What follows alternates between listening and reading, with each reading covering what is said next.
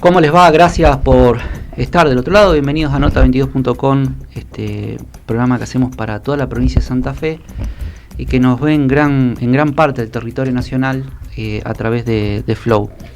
Gracias, Carlos, por estar esta noche. Gracias por estar como siempre. Y gracias, Germán, por estar también. Buenas noches. ¿Cómo les va? La verdad que yo no, insisto, tenemos una persona vinculada al sistema penal del otro lado y ustedes son dos profesionales del derecho que se han abocado particularmente al derecho penal. Carlos también al derecho constitucional, Germán también a otra rama del derecho. Yo, Carlos ha sido juez. No me animo en este contexto a decir demasiado.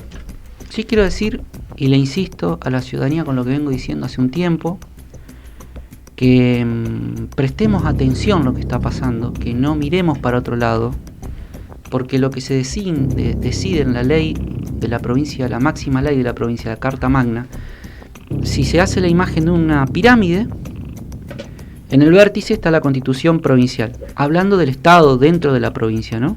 Que no debe correrse dentro de la que nos cobija a todos los argentinos, que es la Constitución nacional.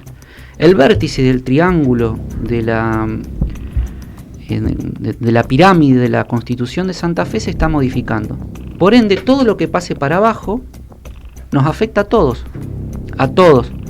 Cuestiones digitales, de salud, de cuestiones vinculadas al medio ambiente, aire, agua, tierra, contaminaciones, todo lo que tiene que ver con nuevos derechos, cuestiones vinculadas a la educación, a la religión. Por ejemplo, a nivel nacional se sostiene el culto católico. En la provincia de Santa Fe no va a haber más artículo vinculado a las religiones, bueno, una serie de cuestiones, ¿no? La religión católica particularmente. Yo lo que les pido es que prestemos atención, porque después no nos podemos quejar.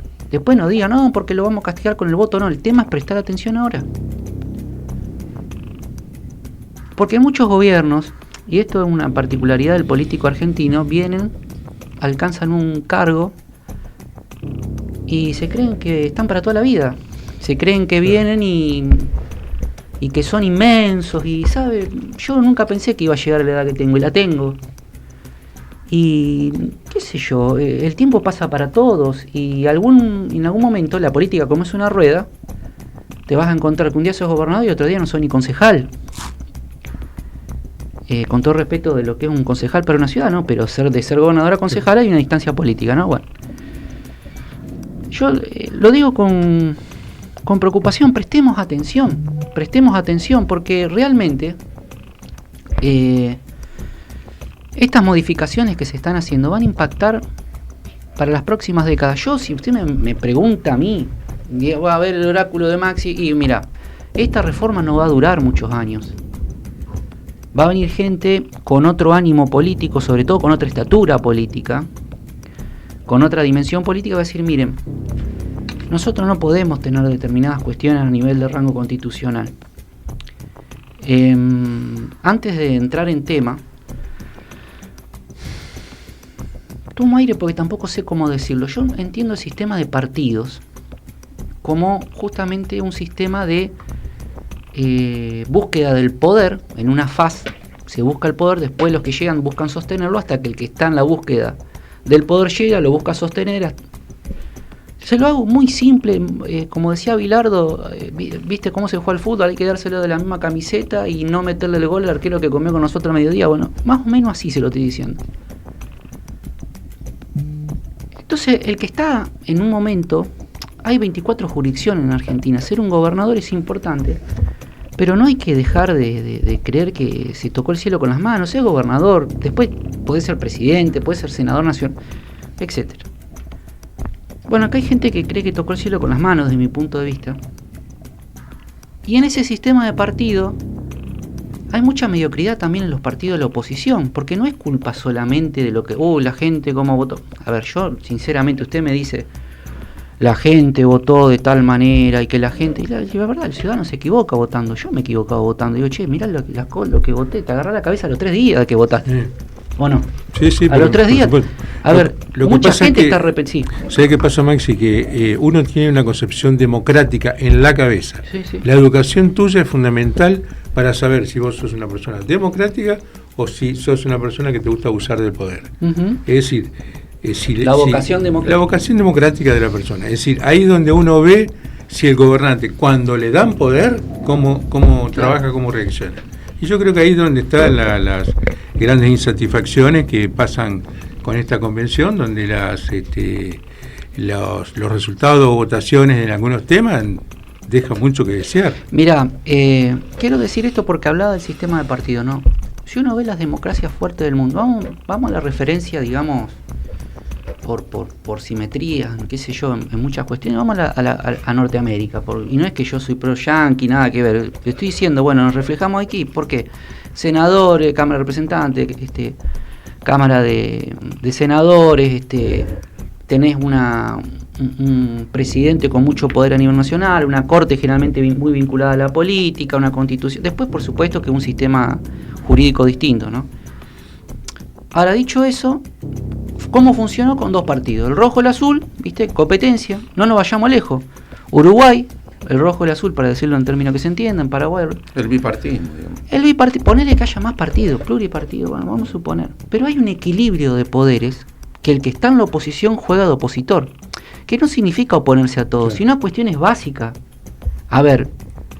Ahora, para vos eso está vinculado al bipartidismo o puede tener algún otro contexto que habría que averiguar, ¿no? Mirá, yo lo que digo es, el rol del Partido Justicialista, vamos a los dos partidos más grandes en Argentina, Unión Cívica Radical, el Partido Justicialista. ¿Cuál es el rol del Partido Justicialista? Primero, yo no sé quién es peronista. Perón decía, en Argentina somos todos peronistas, decía una cosa así. Ahora, yo creo que hoy los que conducen el partido son más peronistas que radicales por su forma de manejar o de administrar el poder, y el peronismo se volvió radical. Yo te digo, es como que se invirtió no está mal ni bien. Yo lo que digo es cómo los senadores del justicialismo, que son, digamos, la reserva del poder de un partido en el Senado, poder, son los primeros que levantan la mano para votar la reelección del gobernador. El primer día de la convención votaron el reglamento para que Unidos hiciera lo que quisiera porque quedaba una mayoría simple. Estoy hablando de Calvo, de Pirola, de Traferri, de Sosa. Entonces yo digo, ¿qué onda esto? No lo termino de entender, porque no por yo hablo de política, no de las personas, que se entienda. ¿Cuál es el rol del partido de la oposición? En primer lugar, representar a la gente que lo votó, que normalmente no le votó al otro partido. O sea, si vos no lo votaste al otro partido... Básico, ¿no? Lo básico. Es básico. Claro. O sea, para mí tiene que ver con otra cuestión que es más de fondo, ¿sabes? Para mí no comprenden ni toman dimensión realmente de lo que de la actividad que están desarrollando. Entiendo que una reforma constitucional, y más en la ciudad de Santa Fe, en la provincia de Santa Fe, recordemos que acá... Cuna de la Constitución. Sí, cuna de la Constitución, ya el lugar de sesión. Me parece que se están olvidando del constitucionalismo moderno, que obviamente esta ciudad acá se sancionó la Constitución. Se están olvidando de la división de poderes y ya entrando al análisis de lo que pasó también de la independencia de los otros poderes, cosa que para mí resulta ser trascendente. Y en síntesis, y después agregaré más sobre esto, para mí también se están olvidando del sistema republicano por estas cuestiones que estoy diciendo acá, a través de declaraciones demagógicas. Me parece que se están invadiendo otros poderes, sobre todo lo que tiene que ver en la independencia propia del Poder Judicial, y ya adentrándonos en tema, y es algo que hay que evaluar. A mí, humilde... Mira, yo quiero cerrar el tema del Partido Justicialista, porque después cuando los militantes políticos salen a pedir el voto, digo yo, ¿qué voto van a pedir? Porque yo la otra vez hablaba con algunos amigos, decía, el Partido Justicialista es como un barco grande, muy grande. Es un barco grande, como lo es el radicalismo. Son, digamos, los dos popes de los partidos, en Argentina y en la provincia de Santa Fe. Ahora, el Partido Justicialista se vació de tripulantes aguerridos y se llenó de tripulantes, en muchos casos, acomodaticios, miran el viento y van para donde va el viento, cuidan la quintita, digamos, si vamos al barco cuidan que no le toquen el camarote. Y fue abordado el Partido Justicialista por una canoa chiquitita llamada Ciudad Futura. Como vio que se subió subió al barco y dijo, che, acá no pasa nada, se puso en capitán y se puso primer convencional constituyente, sostenido por los que cuidaban el camarote, ¿viste? Uh-huh. Y un día pasó la convención y te encontrás que el primer candidato a diputado nacional también lo pone los que venían en la canoa con 5 personas, del sur, de lejos, para decirlo en términos de donde está la Casa Gris, ¿no? O la legislatura, o la sede de los partidos, a nivel provincial. Bueno, eso es el Partido Justicialista. En términos, permítame decir, un mamarracho de partido. Pero es mi opinión, ¿eh? Hay una crisis de representatividad enorme. Si nos remitimos al gobierno nacional, Milei es un outsider, o sea, una persona que sale de un espectro técnico, económico, por decirlo de alguna manera, requerido en algunos programas por su personalidad, y llega a la primera magistratura de la nación. Pero ¿por qué? Porque la gente le vota, porque no se puede quitar legitimidad a lo que fue votado, ¿no es cierto? La gente le vota, pero porque no era lo tradicional. O sea que ya hay un reconocimiento de que la gente tiene un gran enojo con los partidos tradicionales. Mira, yo te cuento, por ejemplo, lo escuchaba Pirola por ahí en algún video donde decía, yo no me parece bien, porque acá, y cierro con esto porque hay un invitado al otro lado que más vale que hable él que más que nosotros, porque yo por ahí arranco y me enojo, pero no me enojo con el gobierno.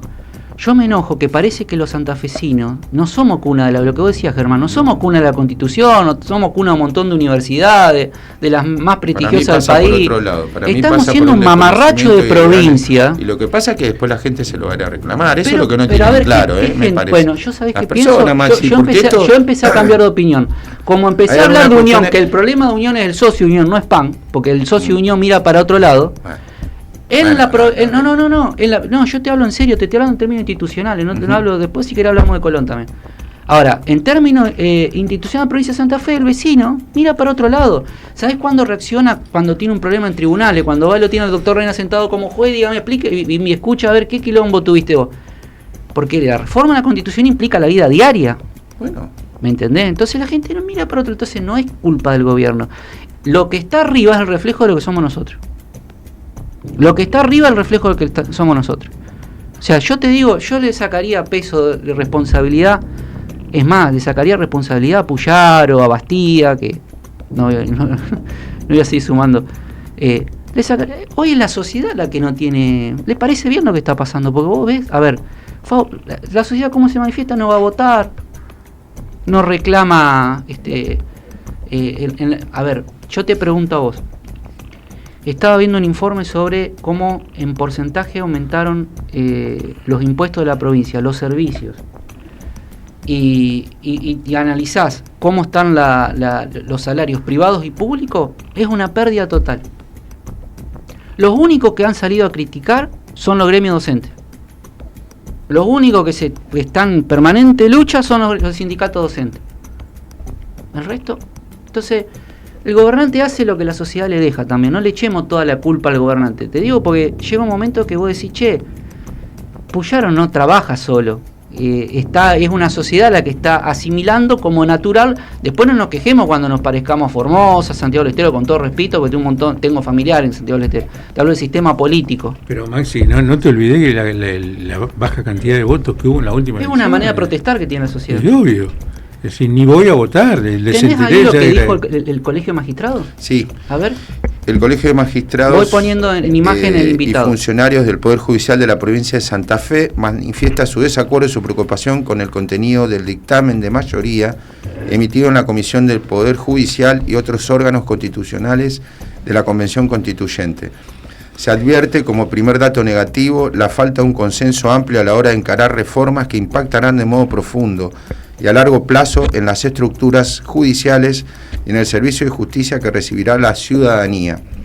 En particular, entendemos que la falta de previsión en el mecanismo de selección de un orden de mérito vinculante y de temas del mismo carácter fomenta la incidencia de la mera discrecionalidad política sobre la composición de otro poder estatal, con los consabidos perjuicios a la independencia que eso conlleva. Para Germán, discúlpame, doctor, un segundo. ¿Qué sería el Colegio Magistrado para que la gente entienda a quién se está manifestando? El Colegio Magistrado es una asociación que nuclea a todos los magistrados que voluntariamente se quieren asociar. De la provincia de Santa Fe. De la provincia de Santa Fe, ¿no es cierto? Y después está a nivel nacional, hay una organización también, la FAM, que es la Federación Argentina de Magistrados.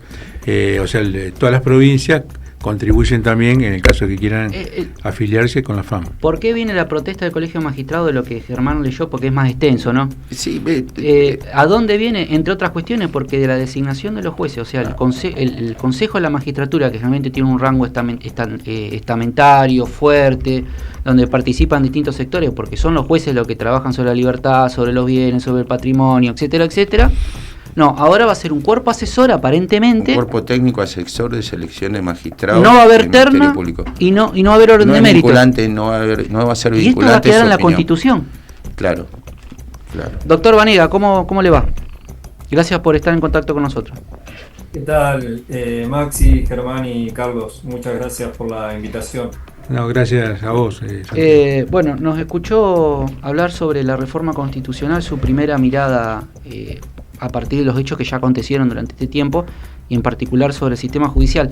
Quiero decir algo en relación al doctor Vanega, que lo dije con anterioridad, pero me parece sano decirlo. El doctor Vanega es una persona muy joven, que llegó a ser juez penal.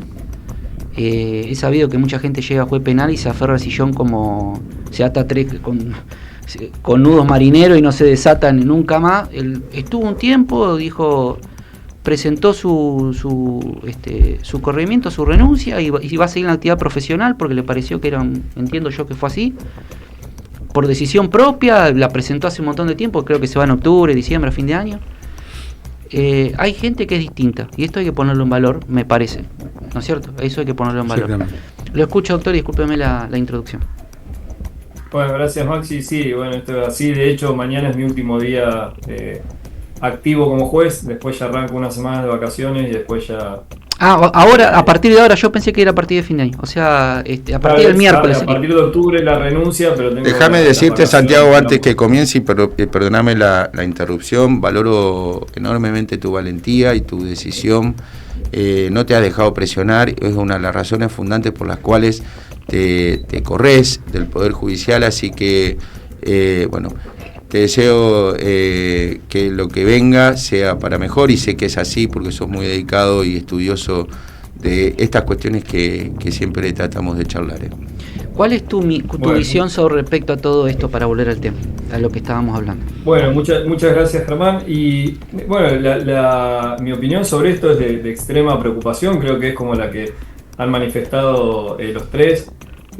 Carlos, el doctor Rena, que viene de años de Poder Judicial, de uno de los puestos más altos que se pueden lograr dentro de la justicia, que es ser camarista. Germán, que transita hace rato los pasillos de tribunales, digamos.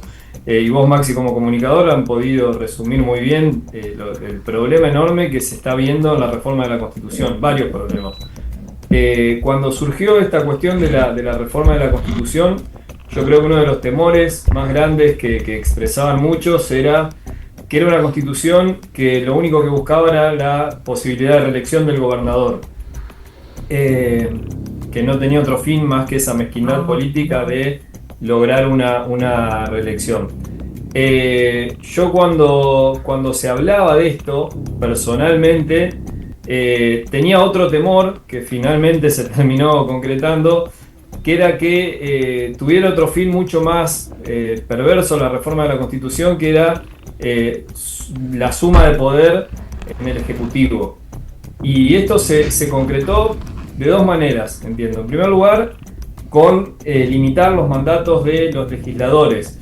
Que, ojo, no lo veo mal, está bien que los legisladores tengan mandatos limitados para evitar lo que a veces se habla de señores feudales, sobre todo en lo que hace a senadores que llevan añares en algún espacio territorial de la provincia, que lo cual es sumamente perjudicial, pero ese poder ahora necesariamente se va a recaer en el otro poder fuerte, que es el Ejecutivo. Y a esto se le suman dos reformas claves que hacen al Poder Judicial, que son justamente las que leía Germán respecto al comunicado, que es que la independencia del Poder Judicial se garantiza en dos momentos claves, que uno es la designación de los magistrados y el otro es la remoción de los magistrados. Necesariamente esas dos etapas en la vida institucional de un juez tienen que ser lo más transparentes y ajenas al poder político posible para garantizar justamente que un juez sea independiente. Si un juez al momento de ser nombrado lo es a dedo y debe favores políticos, muy difícilmente ejerza bien su función, la ejerza en forma independiente o la ejerza con capacidad, probidad y profesionalmente. Y a su vez, si un juez, el trabajo de un juez, su destino laboral depende exclusivamente de los avatares políticos, también su labor se va a ver sumamente condicionada. Y lo que hace la Constitución es justamente lograr que ambas cosas, tanto la remoción como la designación, en manos del poder político. En lo que hace a la designación, porque se crea un Consejo de la Magistratura, es decir, el órgano que ayuda a seleccionar jueces, por Constitución, a partir de ahora va a ser un mero órgano asesor dentro del Ejecutivo, que no va a hacer ternas, no va a hacer órdenes de mérito, no va a hacer nada, simplemente no sé con qué criterio le dirá al gobernador, bueno, estos son los que se presentaron y que aprobaron, más que eso no va a hacer, y el gobernador de ahí va a elegir al dedo a quien le parezca.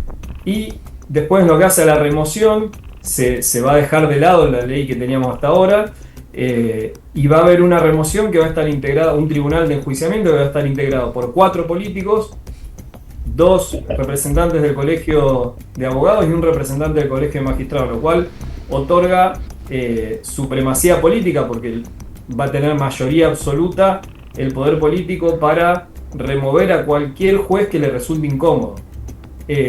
Y esto, y perdón ya que me embalé tanto hablando con el tema, pero es algo que realmente... No, para nada. Es lo que justo necesitábamos, que se desarrolle este tema con la mejor especificidad posible. Sí. Lo que a mí me preocupa de esto, o lo que la gente debería preocuparle, porque muchas veces cuando se habla, cuando alguien sale a decir estas cosas y dice, bueno, el Poder Judicial es corporativo, quieren defender privilegios que tienen, a mí qué me importa si a un juez lo sacan o lo ponen. Pero no es así. A ver, el juez va a ser el que después va a tener que resolver el problema que un ciudadano tenga ante el Estado porque lo esté acusando de un delito que eventualmente no cometió. Va a ser el juez que resuelva cuestiones tan actuales como son la metida de mano en el bolsillo que miles de santafesinos están teniendo a partir de la reforma de la ley jubilatoria, que va a tener que resolver conflictos que quizás tenga con alguna empresa estatal, con el propio Estado, con empresas poderosas. Pongo un ejemplo, Santiago, de lo que estás diciendo, para que la gente a ver si lo puede focalizar. Un problema de un chico enfermo, ¿no es cierto?, con una cierta enfermedad, que se plantea, es muy urgente la enfermedad, la obra social no la quiere cubrir, y se plantea un amparo de salud por ejemplo, a la obra social, claro, estatal. Y el juez otorga, en el caso de la primera instancia, el juez otorga el amparo, pero se presenta el Estado y dice, no, vamos con un persaltum a la Corte. Es decir, ese ejemplo te estoy dando, ya hay 2 casos acá en la ciudad de Santa Fe, donde hay una necesidad urgente de resolver ese problema. Sí, puede ser debido a muerte también, claramente. Sí. No, y aparte que son chicos que uno no sabe tampoco desde el punto de vista médico cómo es la urgencia. Pero es lo que vos estás diciendo, que cuando se presenta el Estado, ¿no es cierto?, con la magnitud que tiene el Estado en el poder y la cantidad de gente, de sueldos que se pagan, muchas veces los jueces dicen, no, pero ¿para qué me voy a tirar contra el Estado? Es decir, me estoy ganando un enemigo enorme, porque el día de mañana me van a buscar la vuelta a mí para no ascenderme o para no... pero con esta situación es peor. Por eso. Claramente. Entiendo que el proceso de porque remoción... si el juez para ser juez no va a depender tanto de lo que sabe, sino que sea amigo de la política, No, o y sea, el pero eso es proceso peor de que nunca, remoción digamos. pasó exactamente lo mismo, va a pasar exactamente lo mismo que pasó con los representantes del MPA, que antes tenían otro proceso de remoción y después pasó a depender de la política.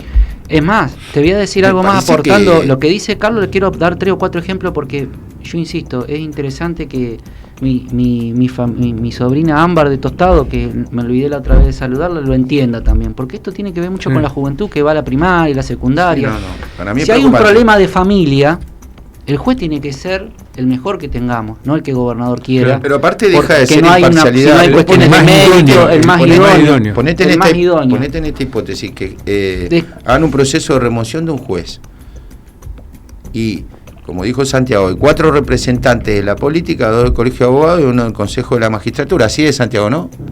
O sea que pasa a Sí, bueno, depender de directamente la justicia. sí, pasa a depender directamente de otro poder del Estado, de la política. Pero ¿y quién va a investigar la corrupción? Los delitos contra la administración pública. Bueno, Te digo más. ¿Qué pasa con casos muy sencillos, empleado público? Vos está muy de moda que los gobernantes o los que administran los ministerios sean muy duros con los empleados, pero blanditos con nación, ¿viste que se dice? Bueno, vos tenés que presentarte con un recurso en el contencioso administrativo. ¿Cuáles son los jueces? ¿Los que van a ser designados de esta manera? O sea, ¿qué empleado va a tener?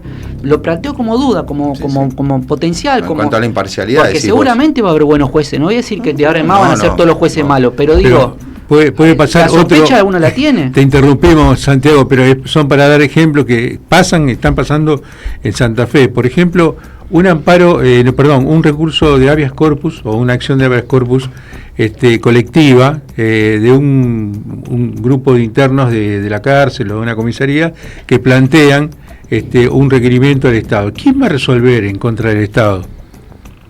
Lo dejo planteado como una cuestión Sí, claro. que se da habitualmente. Con los carteles Porque que tenemos Para así. entender en Pues, cuenta, para que la gente entienda, que las entienda cárceles cosas están a concretas. cargo del Ministerio están a cargo de la provincia, o sea, del Poder Ejecutivo. Los Ministerio de carteles Seguridad. que hay por la ruta 9 ingresando a Rosario, ¿qué pensás? ¿Entendés lo que te digo? O sea, pensá que eso va a estar a cargo del Poder Ejecutivo. O sea, ¿qué juez va a ir en contra del Poder Ejecutivo? O Eso sea, es lo no que es está una plan- cuestión antojadiza que Claro. plantea el programa, sino que Y que tratar no de- tiene que ver ni siquiera de con la analizarlo. actualidad de este gobierno, No, sino no. el futuro de la provincia. Porque esto, a ver, este gobierno va a pasar. Porque acá hay muchos que creen, insisto, que vienen, viste, que llegan. Esta mañana escuchaba a Nelson Castro, dice, acá la política, por los temas que están pasando graves también a nivel nacional, decía, acá hay políticos que vienen, que creen que se van a quedar 20 años y no duran 20 años, porque la gente decide otra cosa, vota otra cosa. Dice, hay que gobernar para la posteridad, pues si no, Claro. así chiquitos los políticos que tenemos. Sí, Ese sí. es el problema. Te escucho, Santi, disculpar a Santiago, doctor. No, está perfecto lo que plantean y está bueno, están buenos los ejemplos, justamente porque muchas veces la gente común y corriente, digamos, el vecino, el que es profesor, maestro, lo que sea, ingeniero, el dueño de un kiosco, piensa que, bueno, a mí la justicia como que es algo muy lejano, pero es algo sumamente concreto y que define gran parte de nuestras vidas. Vuelvo a lo mismo, hoy hay miles de empleados santafesinos públicos que han visto cómo la provincia les mete la mano en el bolsillo y les saca parte de su jubilación.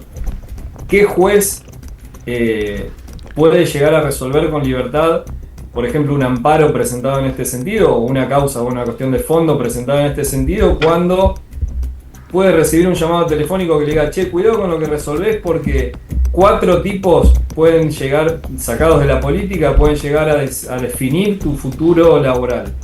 ¿Con qué libertad puede llegar a resolver ese juez? Y la verdad que es preocupante, y a mí me preocupa no solo que, a ver, las ideas de acumulación de poder, que en definitiva han concluido en muchísimas oportunidades en un totalitarismo terrible en muchos periodos de nuestra historia, siempre ocurre, siempre está en el ser humano ese deseo de acumular poder. Ahora, no me preocupa en lo personal que esto venga de 1 o 2 o 3 personas, sino que haya tanto apoyo político, hasta una suerte de genuflexión por parte de todos los partidos, ni que hablar del partido gobernante y de los políticos que conforman la coalición gobernante, pero también de otros partidos políticos. A mí me llama cuando- la atención el socialismo que está entre unidos. Yo Sí, sinceramente no, pero- hoy día pero, digo el socialismo a me ver, llama la atención. La sensación mía es lo siguiente, la digo lo más corto posible. a mí me parecía que la reforma era para limitar el poder, no para amplificar el poder de los sectores de un poder políticos. De una función del claro, Estado, ¿de qué se hablaba? El límite a las reelecciones, de mejorar la caja para que sea intransferible, hacer un consejo de jubilación, hacer un consejo de la magistratura, digamos, para que sea lo más objetivo y justo posible. Mejores jueces. Las designaciones, que una persona que no tiene a lo mejor que se preocupa por su estudio pueda presentarse a juez y sepa que objetivamente lo van a aprobar, ¿me entendés? No que tenga que andar pidiendo parientes políticos, padrinos, etcétera. Me parece a mí, Santiago, ese es uno de los temas fundamentales. No, absolutamente, doctor Carlos, es así como vos decís, y es muy grave que no haya una reacción social. Hoy Maxi hablaba, es como que hay una suerte de pasividad que uno puede ver, que está bien, también se puede interpretar como cierto hartazgo de la gente y una forma de protesta de no haber ido ni siquiera a votar los convencionales constituyentes, perdón.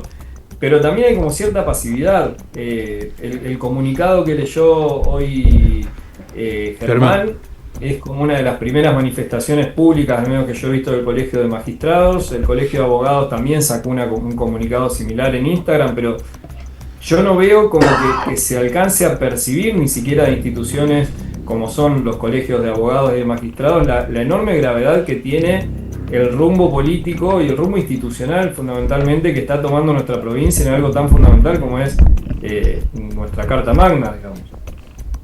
Exactamente. Sí, Carlos. No, es que porque estuvo muy bueno lo que vos dijiste. La desazón. Uno pensaba que la reforma era para la gente, porque así se decía, la reforma de la gente, y no fue eso? lo que menos. Sinceramente pensaba eso. Bueno, por eso digo que acá el problema. Vos pensás, pero vos decís. No, yo pensaba. A ver, te voy a decir algo. Te voy a decir algo. Tampoco. Te voy a decir algo. Ya desde el lugar, en el lugar donde se está desarrollando. A ver, porque ¿sabés qué pasa, Santiago? Es lo que nosotros lo hemos hablado antes acá en este programa. Parece ser que Santa Fe no ha sido cuna de la Constitución, Santa Fe no es la base del constitucionalismo moderno del país, Santa Fe no es la base de la división de poderes. Estamos hablando de la ciudad donde se celebró la Constitución Nacional, muchachos. A ver, y desde esa lógica, el lugar donde se desarrolla tiene que ver con la política. Vamos a ser claros. Le cerraron la legislatura, le pusieron el candado y no dejaron que nadie. A ver, ¿qué alumno de universidad puede ir a escuchar un debate? La reforma, la Constitución, la reforma donde se desarrolló. Se hizo todo en forma escueta, la universidad. Sí, claro, pero acá es para. Bueno, ahí adentro, ¿viste? Y sale, y lo digo con todo respeto, y sale un convencional, ¿viste? Y dice 3 o 4 a 5 micrófonos amigos ahí, porque también el rol del periodismo hay que discutirlo, qué es lo que está pasando, y dicen cosas y se vuelven, viste, encerrarse de vuelta. A ver, a mí me da vergüenza ajena, y quiero decir algo, Santi, doctor, ahí le doy. Permítame que lo tutee porque estuvimos hablando un largo rato mientras yo acomodaba las cosas para poder grabar. ¿Sabes dónde está lo que vos decís, Germán? Y lo que dijo el doctor Rena, que me parece vertebral lo que dijo el doctor Rena y lo que está aportando Canega también. En las comisiones que se formaron, ¿sabés cuántas participó el gobernador? O sea, para demostrarte cuál fue la verdadera intención de esta reforma, ninguna. No tuvo ningún debate el gobernador. Y es convencional, constituyente, que encabezó una de las listas, uno de los proyectos, una de las propuestas. En ninguna comisión participó. O sea, no estuvo en la de reforma del Poder Judicial, no estuvo en la reforma del Poder Político, en ninguna. Entonces vos me decís, vos pensás que era para la gente, y yo te tengo que decir, tenés razón, no era para la gente, era para la reelección y nada más. ¿Entendés? Doctor, perdóneme. No, sí, y sumando lo que dice Germán y lo que decís vos, es tan evidente que es una cuestión política todo lo que está ocurriendo en torno a esta reforma de la Constitución, que cuántos juristas o cuántos académicos de peso integraron las listas, o cuántas personas que uno diga, no, este es un constitucionalista, que realmente es un honor que forme parte de esta convención. No estoy desmereciendo a quienes forman parte, que no se me malinterprete, porque hay personas que conozco y que tienen mucho conocimiento del tema, pero ni siquiera fueron en las etapas de campaña dados a conocer nombres de personas de peso, de renombre académico, de renombre institucional, referentes de derechos humanos. Entonces esto, claramente, si tenemos una constitución que está siendo reformada íntegramente por políticos, que su presentación la hizo el propio gobernador, el discurso de apertura como si fuera un discurso político, como ignorando cuál es el objetivo que tiene una reforma constitucional, lo que manifestaban ustedes, la trascendencia, que sea en una ciudad de la tradición histórica de Santa Fe, en lo que hace al constitucionalismo nacional. Realmente a mí me preocupa, e insisto, me preocupa sobre todo la falta de reacción de los medios de comunicación, de la oposición, la falta de reacción de las instituciones. La verdad que es alarmante lo que ocurre.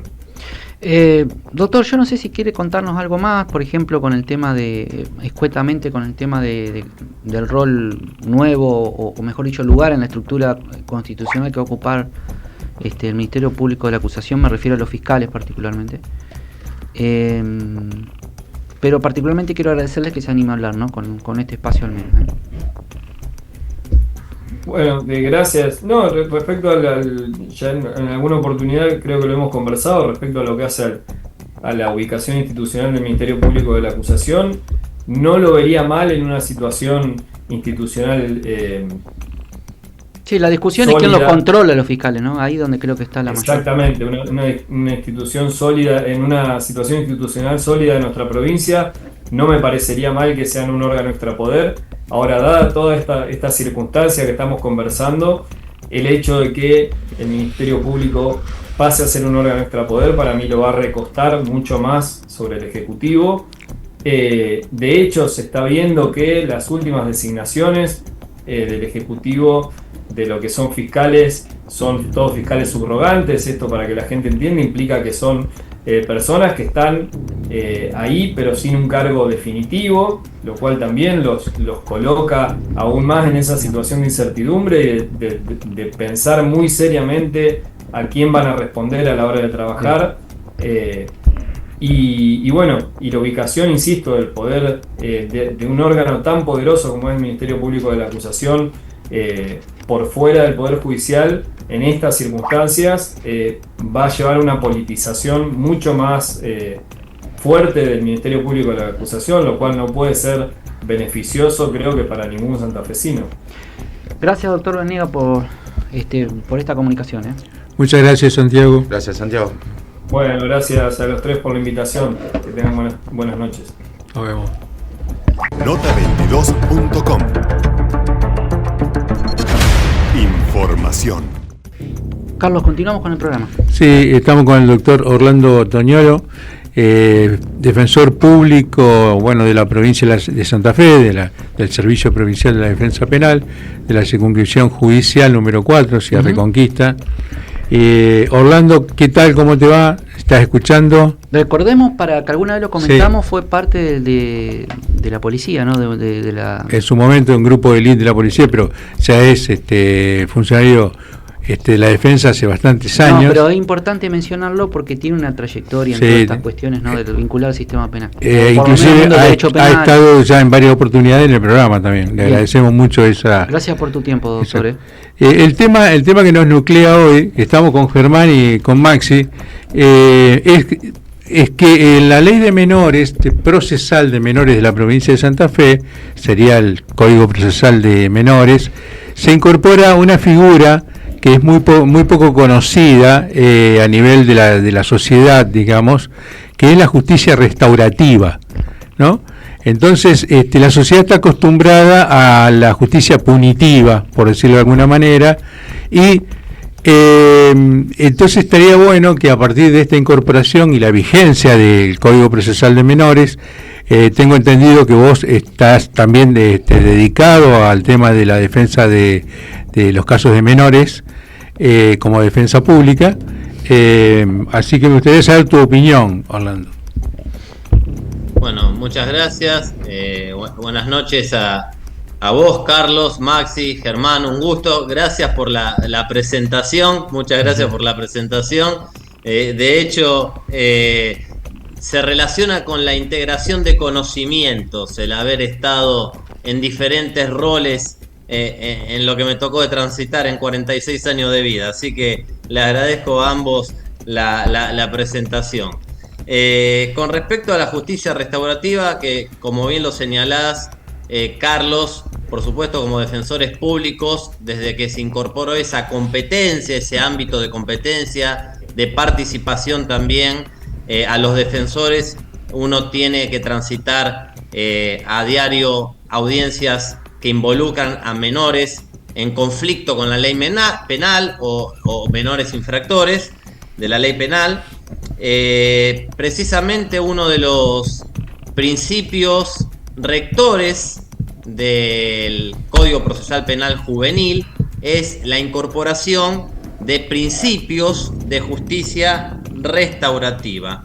Es decir, como bien lo señalaste vos, Carlos, estamos más acostumbrados, o el sistema tiende más a una justicia retributiva, más allá que en la propia ley de ejecución penal se coloque como norte a seguir la resocialización y todas las teorías que tienen que ver con la reinserción social. Orlando, para que la gente entienda, estamos hablando de la justicia restaurativa aplicada ¿a quién? A menores de 18 años, o sea, Bien. sería Es importante 16 aclararlo porque y nos faltó 17 años. Bien. Correcto, exacto. Que es ese tipo de justicia donde hace foco, donde se focaliza precisamente en gestionar la conflictividad social, en la cual participan o intervienen estos menores. Es una respuesta, Carlos, Maxi, Germán y a toda la audiencia, una respuesta por parte del Estado más flexible, no solamente punitiva, Claro. sino que requiere la participación en la medida de las posibilidades, por supuesto, de quien se presenta como víctima, Claro. del menor también. Se puede decir se puede decir que es más humanista también, Por supuesto que ¿sí? sí, por supuesto. O sea, menos punitivista y un poco más humanista, se podría decir, ¿no? Por supuesto que sí. Atendiendo a los intereses del menor. Atendiendo a los intereses del menor, por supuesto. Atendiendo a los intereses del menor, y yo siempre digo, y de hecho está plasmado así en el punto 3 de la nueva legislación procesal penal juvenil, es la justicia de las 3 R's. ¿Por qué digo las 3 R's? Porque lo que persigue o busca es restaurar la paz social, lo que también tiene como objetivo la reparación del daño ocasionado y la reintegración social. Restauración, reparación, reintegración, es decir, una forma mejor de convivencia, no solamente retribución, pena o castigo, porque después ese menor se va a insertar en la sociedad. Precisamos que se integre de algún modo a la sociedad. Orlando, una consulta. Hablaste de la resociabilización, de la justicia restaurativa que establece esta nueva ley de adjetiva penal o el nuevo Código Procesal Penal de los menores. Muchas de las situaciones de menores en conflicto con la ley penal, porque esa es la definición técnica, muchos hablan de menores delincuentes, no, es menores en conflicto con la ley penal. Hay que aclararlo a la gente que está del otro lado, como bien lo mencionaste. Hay periodistas que yo sí, quiero hay mucho. periodistas que llaman eso, No, vos sabés que hay todavía, periodistas que yo quiero mucho, pero por eso que tomo café con ellos, pues se van a reír cuando me escuchen porque son de amigos menores de delincuentes, hablan ¿no? menores delincuentes, Sí. dicen. Ahí me escuchan. Como lo designó, como porque lo tienen definió pasión Orlando, por decirlo así, ¿viste? es así lo estipula la ley, menores en conflicto con la ley penal. Muchos conflictos tienen que ver con una cuestión innegable que vive la sociedad, que es el consumo de sustancias estupefacientes. ¿Entendés que para abordar este tipo de temática se hacen necesarios centros integrales a los efectos de los tratamientos o el dictado de algunas medidas que tengan que ver, que son también, hay que llamarlas así, medidas tutelares las que se toman con los menores, pero ¿entendés que se hacen necesarios estos centros especializados? Germán, para que entienda mi tía lo de Barranquita, No es prisión preventiva, es medida estamos tutelar. hablando de que estás pidiendo más inversión, o mejor, porque a lo no mejor existe, está, no sé, el doctor lo dirá. al Bueno, vos lo menos sabés como cuando yo defensor tuve, no privado sé, también. hay muy pocos, ¿no? Uh-huh. Tengo entendido. A ver, doctor. Correcto, es correcto lo que ambos dijeron. Es correcto, por supuesto, Germán, que se requiere este tipo de dispositivos para contener. Todos conocemos la complejidad que implica la adicción, realmente la complejidad que implica el consumo de drogas a un nivel, por supuesto, que se transforma en conflictivo. Y desde ya que sin la existencia de esos centros de contención, de rehabilitación, es imposible pensar en una justicia restaurativa, integral, que realmente tenga como horizonte, por supuesto, la reinserción de aquellos jóvenes. También es cierto lo que mencionó Maxi, que requiere inversión. Y en esto me van a escuchar repetirlo en todas las entrevistas, que siempre cito a Adam Smith en su libro La riqueza de las naciones, cuando expresa que los recursos son escasos y de uso alternativo, que vivimos en una sociedad limitada por la escasez de recursos. Lo que observo hoy por hoy, que donde se está invirtiendo recursos, es en cárceles. Me corregirán. No, sí, por eso te lo digo. No estoy hablando solamente a nivel provincial. Yo tengo sino amigos a así nivel medio nacional. derechosos que entran a Rosario y ven el cartel, la cárcel del infierno, acá se construye, tienen una alegría, ¿viste? Yo digo, pero muchachos, No, hagan pero la lo que escuela pasa más es que- grande de Sudamérica, no la cárcel más No, pero grande. ¿sabes por En qué lo relación digo, a lo que Orlando Orlando? plantea, Y ¿no? por eso Por lo estribaba la pregunta, restaurativo. vos que sos un especialista, que tenés una formación vinculada estrechamente con estos tipos o menores en conflicto con la ley penal, obviamente hoy estás plenamente capacitado para abordar este tipo de temática que para mí es preocupante, porque todo tiene que ver con una cuestión de consumo de sustancias estupefacientes. Podemos verlo en los medios nacionales, en los medios provinciales también, madres desesperadas, hermanas desesperadas pidiendo a los magistrados o a los operadores de la justicia. De Tostado, Claro, hablaba bueno. de los centros de día Bueno. para atención a menores. O sea, Bueno, ahí es un tienen tema suerte que hay porque que le han tratar. construido uno, ahí tienen uno Claro. que están funcionando. Pero ¿qué pasa? Este tipo de menores, de delitos cometidos por menores en conflicto por ley penal, vienen dados por esta situación ineludible, En muchos casos. ineludible, y no, yo te diría más del 80%, Carlos. Sí. Ineludible, que tiene que ver con consumo de sustancias prohibidas, ¿no? Y vemos en este sentido muchos familiares directos implorar a los operadores de la justicia que los internen. Claro, porque ahí, doctor Toñolo, mire lo que esté con el pie que da Germán Corazza para esta pregunta que le podemos cerrar en ese sentido. Si hay un menor, yo lo bajo porque lo Germán habla técnicamente como habla usted, yo trato de traducirlo lo más llano posible. Está bien. Si hay un menor que tiene problemas, que se droga, hay un menor que es drogadicto, vamos a hablarlo, hay un menor que consume drogas prohibidas, y comete delito porque además capaz que no está ya en su sano juicio, Claro. y la justicia además, en vez de tomarlo y decirle te voy a condenar, pero también te voy a mandar a la justicia restaurativa, ¿no? Resociabilizarlo, en definitiva. a que puedas volver otra vez a convivir en sociedad como corresponde, lo castiga nada más. ¿Estamos a un problema mayor al futuro o no? Por supuesto, no, por supuesto que por eso el horizonte que tiene, el norte que tiene este sistema de justicia restaurativa es precisamente la rehabilitación, la reinserción, la resocialización, y para ello es sumamente necesario, como bien lo estamos mencionando, un abordaje y una integración mediante la contención de ese menor, que ya la adicción es un factor de riesgo. Germán, Maxi, cuando se estudian las causas del delito, las adicciones, la drogadicción, la exposición a ese tipo de sustancias, que normalmente los que cometen esos delitos burdos, groseros, consumen la porquería de la sustancia. Claro. El paco, el crack, que son residuos de Poxirrán. pasta base, ni siquiera es cocaína Tolueno. de la No, el buena. Poxirrán, ¿Me sí. explico? O sea, imagínate el impacto en su salubridad. Eso, cruzado esa vulnerabilidad por ser adicto con la pobreza, con la ausencia de contención, de un hábitat favorable, de educación, y por supuesto que el cóctel que arroja es el cóctel que observamos, que son delitos muy lesivos, muy groseros y de tanto daño social, que por supuesto la sociedad no quiere que eso suceda. Claro. Pero como bien lo señalaban ambos, a los fines de poder anticiparse estratégicamente, y eso es prevenir, porque la policía no previene, disuade.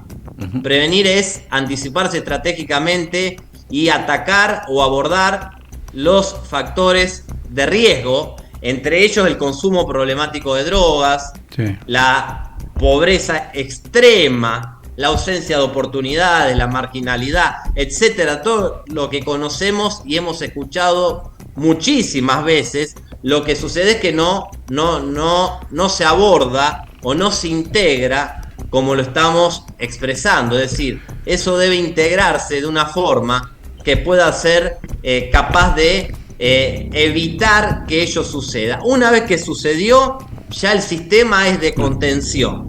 Por eso precisamente esta reforma, por lo menos a nivel procesal, lo que busca es, bueno, es contención, pero aún así busquemos rehabilitación, busquemos restauración, busquemos un reacomodamiento de la situación de esta persona menor. Porque el menor, y bien lo señaló Carlos, el menor tiene toda la vida por delante. Claro. No es el tratamiento... Orlando, quiero poner un ejemplo que pasó yo hace muchos años era director de prevención de adicción y asistencia de adicciones de la provincia, y entonces teníamos en contacto con los jueces de menores que en la misma audiencia, cuando se estaba llevando adelante la audiencia, que era una especie de imputativa en el código anterior, que se le daba la posibilidad que esté la mamá o el papá, ¿no es cierto?, y que el código anterior, ya lo hemos dicho, era tutelar, o sea, se pretendía que los padres se hagan responsables del menor.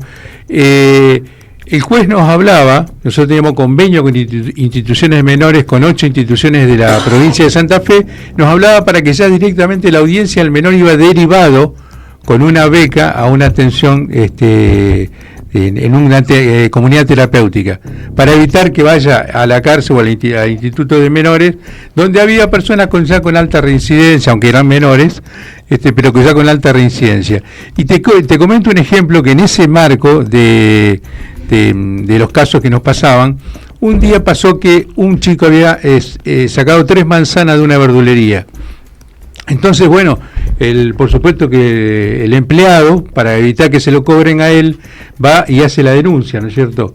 En la denuncia, cuando hace la denuncia, dice, bueno, rápidamente la policía lo detiene al menor, y ya las manzanas ya las había comido, no las tenía. Entonces, cuando va al juzgado, el juez, la secretaria de Acción Social, de la parte social, le pregunta al dueño de la verdulería qué pena quería que se le dé a este menor. Y el dueño de la verdulería vino y lo miró y dijo, no, si yo lo conozco porque es del barrio este muchacho, dice, yo quiero que estudie. Y todos nos quedamos mirando, escuchando, porque normalmente la víctima pide, ¿viste?, una pena, una pena grande, la máxima posible, más que cuando un delito contra la propiedad, ¿no es cierto?, que hay siempre una especie de sensación, ¿no es cierto?, de inseguridad relacionada con la propiedad. Y nos quedamos todos, y eso era un poco el origen de la justicia restaurativa, o sea, buscar una solución que la víctima también sea protagonista en la solución del conflicto, pero que también el imputado se haga responsable, asuma una actitud responsable de querer cambiar, de querer reparar a la víctima, y si es necesaria una reparación económica, que en este caso no era mucho, te estoy hablando de 3 manzanas, ¿no es cierto?, no era mucho, pero que en algunos casos puede ser más, delitos un poco mayores, que también se haga responsable el menor y que colabore con la justicia para decir, no, yo quiero capacitarme, yo quiero estudiar, como decía el dueño de la verdulería, ¿no? ¿Sabe que también, Orlando, nos quedan 3 minutos y quisiera abordar un tema que me parece, en relación a lo que dijo Carlos recién, que me parece determinante? Hay una sensación de que los niños que son justamente puestos a disposición para salir adelante, insisto, que se trata de reinsertar socialmente, da la sensación de que estamos hablando del sistema zafaroniano, de flexibilización de la norma, y en este momento da la sensación de que, y de hecho la política está funcionando así, lo importante es que te caiga martillo sobre la cabeza y que vaya en cana la mayor cantidad de gente posible. Lo bajo, insisto, le pido disculpas al lenguaje. Y esto afecta también a la adolescencia en los términos que estamos hablando. Desde mi punto de vista, ¿vos cómo lo estás viendo, Orlando? Porque es interesante lo que dice Carlos, pero alguno puede decir, che, pero eso es muy blando. Puede ser entendido así, en esta política de endurecimiento que estamos hablando. ¿Vos cómo lo ves en la práctica? No, primero que es muy bueno el ejemplo que brindó Carlos, porque ese es un ejemplo de lo que es una justicia que restaura y busca solucionar el conflicto, que hace participar a quienes son precisamente intervienen en el conflicto, que es el dueño del almacén o de la verdulería y el menor. Es más, ahí también una forma de reparar, de restaurar, podía ser con trabajo. Sí. Es decir, bueno, 2 días me venís a bajar los cajones de manzanas. Ya que te llevaste 3, 2 días me va a ayudar a bajarla. A bajar los cajones. Por supuesto que en cuanto a tu pregunta, Maxi, y más con ese tipo de ejemplos que son insignificantes, pero que tantas veces cotidianamente observamos y afectan no solo la convivencia, sino la forma de abordarlo, quiero decir, no el delito en sí, sino ese pensamiento de mano dura sin observar el tipo de delito y sin observar expresamente cómo abordarlo, ¿no es cierto? Hay distintos tipos de delitos, hay distintos tipos de abordajes, y ese tipo de delito que es pausible precisamente de una justicia restaurativa, como es el robo de una manzana, de unos choclos, de unas naranjas, ese es el mejor terreno a los fines de poder ensayar esta evolución en una sociedad que se va construyendo a sí misma en el sistema de justicia. Y precisamente estos casos son por los que hay que empezar. La política de mano dura no funciona, Maxi, no funcionó en prácticamente ningún lugar del mundo, y lo que se lograría en ese tipo de situaciones no es precisamente una respuesta favorable para la sociedad, sino todo lo contrario, y no implica por ello ser blando o ser garantista o tener un pensamiento doctrinario como el de el doctor Zaffaroni, en absoluto. Yo creo que es algo que nos debemos como sociedad poder ir mejorando nuestro sistema de justicia, los distintos abordajes acorde a los distintos delitos, porque el ejemplo que presentó Carlos no es el de un gran narcotraficante que baja 400 kilos de cocaína. Estamos hablando de 3 manzanas, pero por más insignificantes parezca el ejemplo, como defensor lo observo a diario. Choclos, manzanas, una garrafa. No por eso, por supuesto, que no entienda, que no comprenda que para vivir en sociedad... Sí, en la zona de Quinta los robos de bicicleta, dos gallinas. Sí.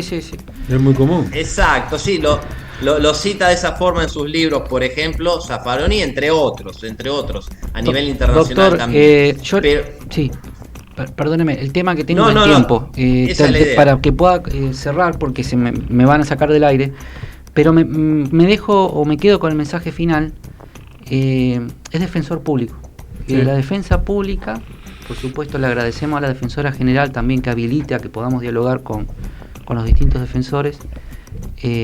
Muchas gracias también a la autoridad máxima, ¿no?, de la Defensoría Pública. Se pueden mejorar las cosas desde la propuesta también, como lo está haciendo, más que nada como el derecho también, ¿no? Y creo que este programa siempre apuntó a eso, ¿no es cierto?, a tratar de generar ideas y respuestas que puedan ser útiles para que la misma sociedad o los factores políticos lo tomen. Gracias, doctor Toñolo, y disculpe que se nos terminó el programa. Gracias, doctor. No, gracias. Por supuesto. Claro. Muchas gracias a ustedes y cierro ya con esto. Estamos en una región del planeta sin guerras. Claro. colegas, sin guerras. O sea, fíjense cómo podemos mejorar. Observemos lo que sucede en Medio Oriente, en Europa, en África. ¿Cómo no podemos mejorar esto? Gracias. Gracias. Gracias a vos, Orlando. Buenas noches.